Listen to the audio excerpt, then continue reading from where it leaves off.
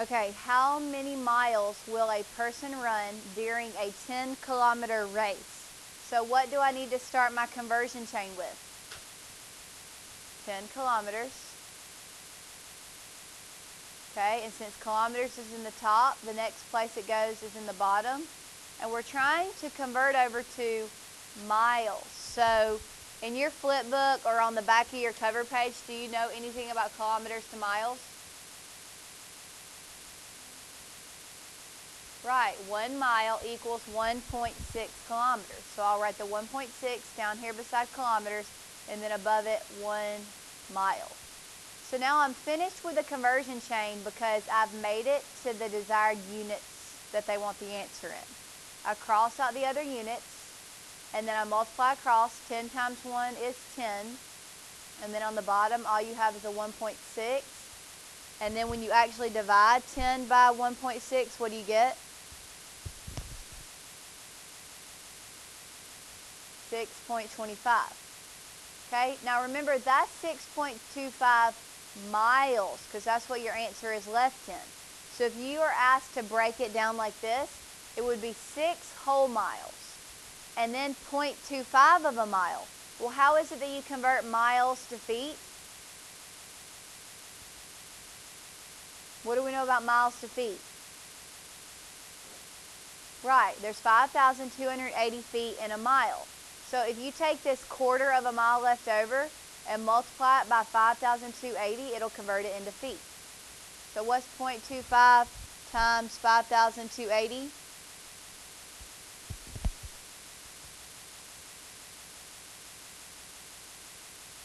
0.25 times 5,280. Right.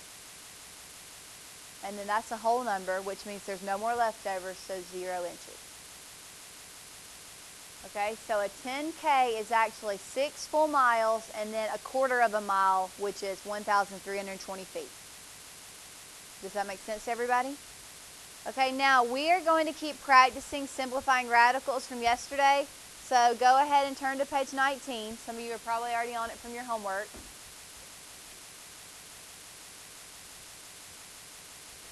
Now I cannot remember in this class which ones we have already done because I know we got further than my first period did. So on the left side, which ones did we do together in class? 1, 3, and 5? Okay, on the right side, which ones did we do together in class? 2, 4, and 6. And then your homework was 7 through 15. Odd. Okay, before we move on, do you have any questions about the homework problems? Did anybody run into any trouble with any of these? What about number 11? What did you get for number 11? What? Did anybody get an answer for number 11? So what is the answer? Maybe we should go over it? Okay, let's look at it.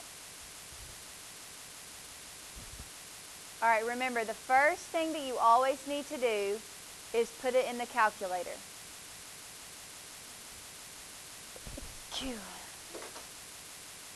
Now, by putting it in the calculator, you are ensuring that it's not a perfect square, because if it is, you're done. You don't have to factor tree. You just have the answer. But that means that it's a whole number if it's a perfect square, and this is not a whole number. So since we see that it's not a whole number, so it's not a perfect square, we are going to have to factor tree it. Now, 105 is a larger number, so I doubt many of you just know right off the top of your head two numbers that multiply to make 105. But you probably know numbers that are divisible by 105. What's divisible by 105? Guys, what's a number that would definitely be divisible by 105? So 105 divided by 5 is 21. So 5 times 21 is 105. Now we continue breaking it down. What two numbers multiply to give you 21? 7 times 3. And then 5 is prime, so it just drops down. But isn't 7 also prime? And 3 is also prime? So we're done with the factor tree because none of these numbers can be broken down further, but we have no pairs to circle. So the answer for this one is cannot be simplified. It's already in simplest form. It cannot be simplified any further.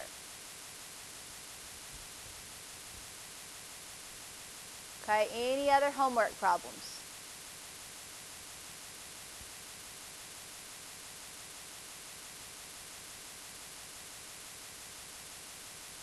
All right, let's do number 8, and then we're going to move on to the different kind that have a number on the outside. So number 8. The first thing we do is type in the question in the calculator, the square root of 32. So second x squared, we'll make the radical and then put the 32 inside. And you see that it's a decimal, which means the square root of 32 is not a perfect square. So we're going to have to factor tree it. What are numbers that multiply to make 32? Okay. What are numbers that multiply to make 16? 8 and 2. And then 2's prime, so it just continues to drop. What are numbers that multiply to make 8? Right? And then these 2's both drop because they're prime. And then 4 will break down once more into another set of 2's. So you end up with 5 2's on the bottom, which makes perfect sense because look, if I do 2 to the 5th power in the calculator, it's 32. So it's right that 32 is made up of 2 times 2 times 2 times 2 times 2. Okay, now, once you have it factored, you circle any pairs. We have a pair of 2's there and a pair of 2's there, but this one cannot be circled because it's not in a pair. So it gets to still live in the house. Now, of the other ones, we kill one and kick one out. We kill one and kick one out. And then what do you do with numbers on the outside together? Multiply them, and so that becomes a 4 on the outside. Now we can check it by typing in 4 square roots of 2 and confirming that it matches what we did when we got the square root of 32. 5.65, 5.65. So that means we've done it correctly.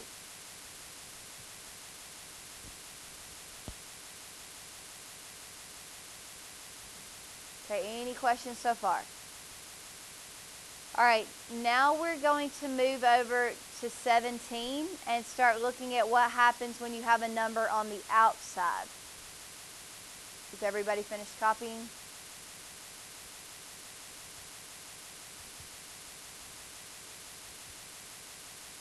All right, now I want to go ahead and clear up some confusion. This is 3 times the square root of 24. This is like a coefficient 3. This is not the same thing as the cube root of 24.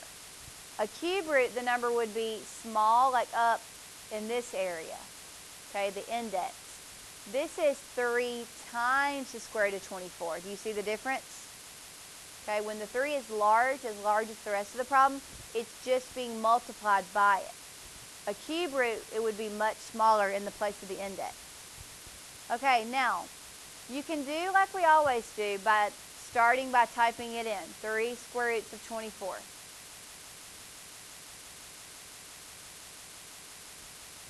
And we see that it equals 14.6969. Okay, so obviously it's not a perfect square because we did not get a whole number. So I'm going to factor tree it, but I only worry about the 24. I don't worry about the outside 3 right now. What you need to consider this is like a sibling that already got kicked out of the house before. So what numbers multiply to make 24? Okay. What numbers multiply to make 6? And what numbers multiply to make 4? 2 and 2. Okay, so now that all of the factors are prime at the bottom, we circle any pairs that we have. We only have one pair of 2's. The others cannot be circled because there's only one of each, which means they both go back inside and they multiply together to make a 6. Now, of the ones that are circled, one gets killed and one gets kicked out. But watch what happens if I now type in 2 square roots of 6. Does that match up with what the question was in decimal form? Now watch if I type in 6 square roots of 6. That matches. So where did the 6 come from? Right. We multiplied the 2 by the number already on the outside, 3. 3 times 2 are both on the outside now, so that is the final answer. Does that make sense? You just, once you simplify the radicand, whatever gets kicked out will now multiply by what was already kicked out from the beginning.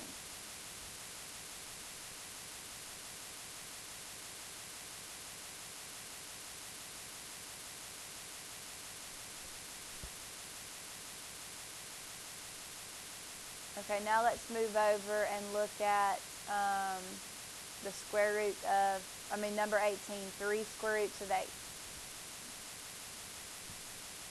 Okay, first I'm going to type it in. So 3 square roots of 8 is a decimal. So we're not dealing with a perfect square. And we already knew that because 8 is not a perfect square. There's nothing that multiplies by itself to make 8.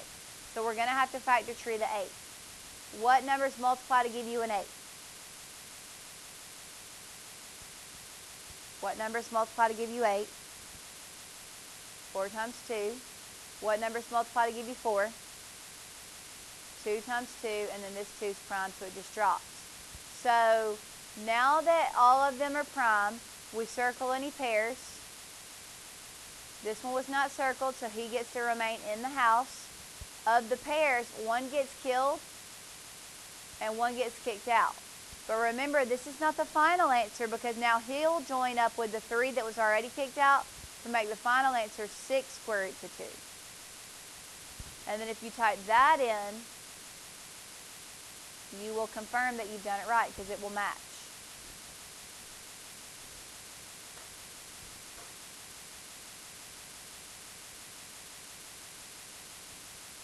Okay, let's now look at number 19.